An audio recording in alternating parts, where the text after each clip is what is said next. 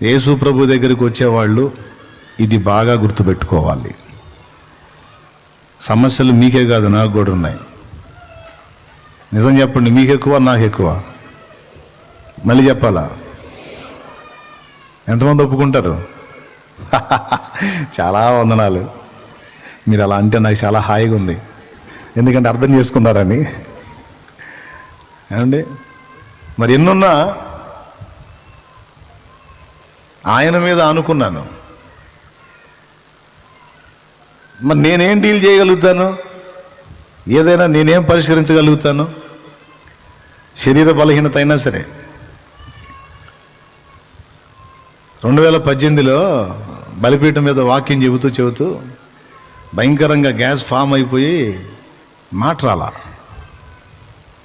ఈ టయానికి తినక నిద్రలు కాసి పొద్దున్న తినాల్సింది మధ్యాహ్నం చేయాల్సింది సాయంత్రం వెళ్ళాల్సింది మధ్యరాత్రి 3ంటికి.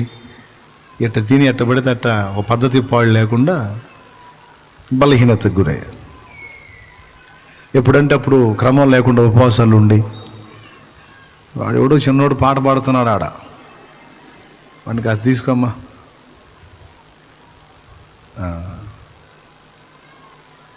చాలా వందనాలు తల్లి, నా సోదరి. వాడు ఆడుండి మూలుగుతుంటే ఆడు కనపడుతుంది నాకు. పిల్లలు పవర్ఫుల్, వాడు ఇంతున్నాడు మూర, వాడు ఆడేస్తుంటే కేకేడి కనపడుతుంది నా చెవులకి. స్తోత్రం చెప్పండి, ఇంకొకసారి చెప్పండి. మీరు ఎంతలా ఉన్నారు వినపడట్లా, వాడు వేసింది కేక కనపడింది.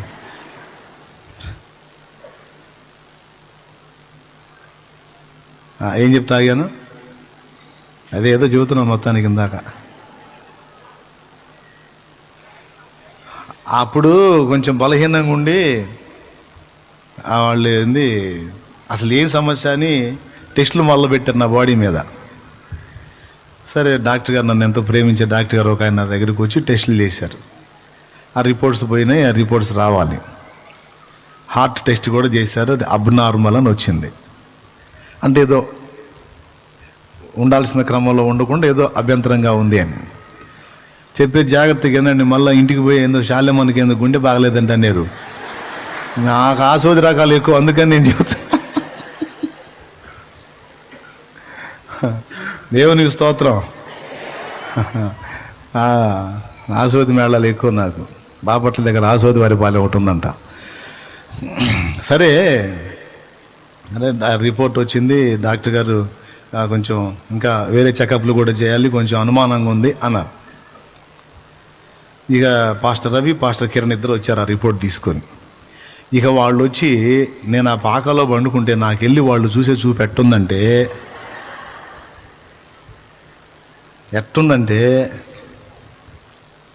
చాలా దయనీయంగా జాలిగా నాకెళ్ళి చూస్తా. వాళ్ళు ఏడుస్తున్నారు. వాళ్ళు ఏం ఏడుస్తున్నారు, నాకెళ్ళేం జాలిగా చూస్తున్నారు. పాపం ఇంకా పోతాడుగా అన్నట్టు. నేను సడన్గా వీళ్ళ ఫేసులు చూసి, వాళ్ళ చేతిలో కాగితం ఉంది, వాళ్ళు ఏమో దయనీయంగా చూస్తున్నారు నాకెళ్ళి. నాకు టెన్షన్ వచ్చి, ఎవరికైనా మనిషి అన్నోడికి వచ్చింది కదండి. అసలు గుండె వేగం సరిగ్గా చూడాలంటే మన రిపోర్ట్స్, టెస్ట్కు పోయినటువంటి రిపోర్ట్స్ డాక్టర్ దగ్గరికి వచ్చి ఉంటాయి చూడు, మిమ్మల్ని డాక్టర్ గారు పిలుస్తున్నాడు అని పిలిపి వచ్చిద్దే, అప్పుడు కొట్టుకుంటుంది సరిగ్గా మన గుండె. స్తోత్రం, అవునా కాదా? నిజం చెప్పండి.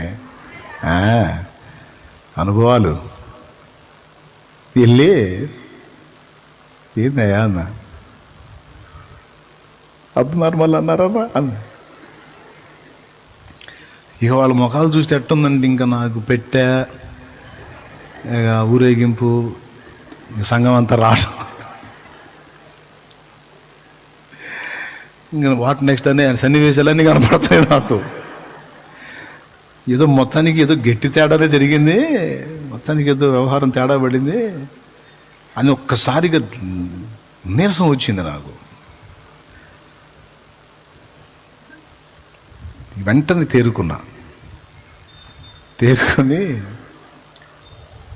మీరిద్దరు బయటికి పోండి అన్నా అన్నారు. అన్నా అన్నారు. ఇద్దరు పోండి బయటికి అన్నా. కాదన్నారు. పోండి ముందు బయటికి పోయిన తర్వాత చెబుతానన్నా.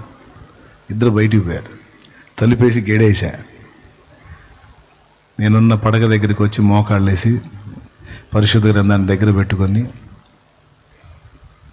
ఏందైనా నువ్వు ఎంతవరకు పరిచర్య, ఇంతవరకైనా నాకు ఇచ్చిన సేవ నీ చిత్తం. లేదు నీవు స్వస్థపరిచి నన్ను నీ కొరకు వాడుకుంటావా? వాళ్ళు చెప్పింది నిజమేనా? అవసరమైతే ఒకవేళ రిపోర్టు భిన్నంగా వస్తే నాకు లైఫ్ ఇవ్వాలనుకుంటే దాన్ని మార్చగల దేవుడవు నువ్వు. దాన్ని మార్చగల దేవుడు, ఆ సామర్థ్యం ఉంది నీకు. కాబట్టి వాళ్ళు మాటలు కాదు, వాళ్ళ జాలి కాదు, వాళ్ళ దయ కాదు, వాళ్ళ ఏడుపు కాదు. నువ్వు మాట్లాడవయ్యా నాతో అని ప్రార్థన చేసి వాక్యం తీశా. వాక్యంలో నుంచి దేవుడు మాట్లాడాడు. నేను దేవుని మీద అనుకున్నా, నువ్వు చెప్పవయ్యా నాకు ఒక మాట చెప్పు, ఏంది కథ క్లైమాక్స్కి వచ్చిందా లేకపోతే ఏమైనా ఉందా ఇంకా అంటే చెప్పాడు. ఏందిరా క్లైమాక్స్కి వచ్చేది, నీ బొంద చాలా చేయాలని మాట్లాడాడు వాక్యంలో నుంచి. హల్లెలూయా, హల్లెలూయా. ఇక అక్కడ వచ్చిందిగా రావాల్సిన మాట, చెప్పాల్సిన వాడు చెప్పాడుగా. ఇక అప్పుడు తలుపులు తీసి వాళ్ళని పిలిచా. అబ్నార్మల్ లేదు, ఇంకొకటి లేదు, ఏం లేదు, ఏం ఉండదు. సరే, ఆయన చెప్పిన టెస్టింగ్లు ఏవైతే అవన్నీ నేను చేయించుకుంటా, దేవుడు కార్యం చేస్తాడు, ప్రాబ్లం ఏమి ఉండదు, మీరు టెన్షన్ పడవాకండి అని పోయి వాళ్ళు చెప్పిన టెస్టులన్నీ, ఈకో టెస్ట్ అని టీఎంటీఏ సంథింగ్, థ్రెడ్మిల్ టెస్ట్ అని అంతా నడిపించి అన్నీ చూశారు. టీఎంటీ అనేది అన్నీ చూసి అంతా నార్మల్ ఉంది, ఏం ప్రాబ్లం లేదన్నారు. అదే నేను మోకాళ్ళుని దేవుణ్ణి అడక్కపోతే వాళ్ళ ఫీలింగ్స్ దెబ్బగా నాకు నిజంగా వచ్చేదన్నమాట ప్రాబ్లం. నేను రాత్రి కళ్యాణ్ కూడా అదే చెప్పాను. గ్యాస్ ఫామ్ అయినప్పుడు అది ఇక్కడ నొప్పి వస్తుంది, కొంచెం పీస్గా దాన్ని ఏదైనా వేడి నీళ్ళు తీసుకోవడం, కొంచెం రిలాక్స్గా ఉంటే కంట్రోల్ అయ్యింది, ఇబ్బంది ఉండదు. అమ్మో నాకేంది ఇక్కడ నొప్పి వస్తుంది, ఏదో కొంచెం గుండె నొప్పిలాగా ఉంది, అమ్మో ఏదో తేడాగా ఉందని దడ పెరిగింది అనుకో, అప్పుడు ఒరిజినల్ గుండె నొప్పి వచ్చింది. అర్థమైంది? ముందు వచ్చింది గ్యాస్ నొప్పి అయితే ఈ నొప్పిని గుండె నొప్పి అనుకునే భ్రమకులోనే గందరగోళం అవుతాడు చూడు, అప్పుడు ఒరిజినల్ వచ్చింది అన్నమాట.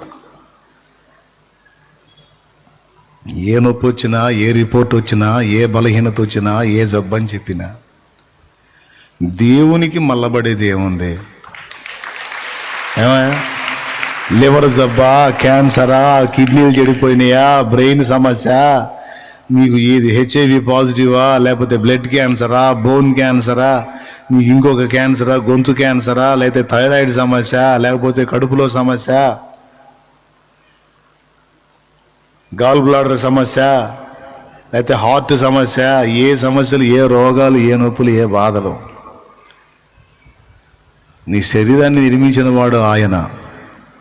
ఎన్ని రిపోర్ట్స్ మారలా, cancer positive, negative, HIV positive, negative reports మీ కళ్ళకు చూపించి మరి సాక్ష్యాలు చెప్పాను, ప్రార్థనా విజయాల్లో చూపించాను నేను. ఆయన సర్వశక్తి గల దేవుడు.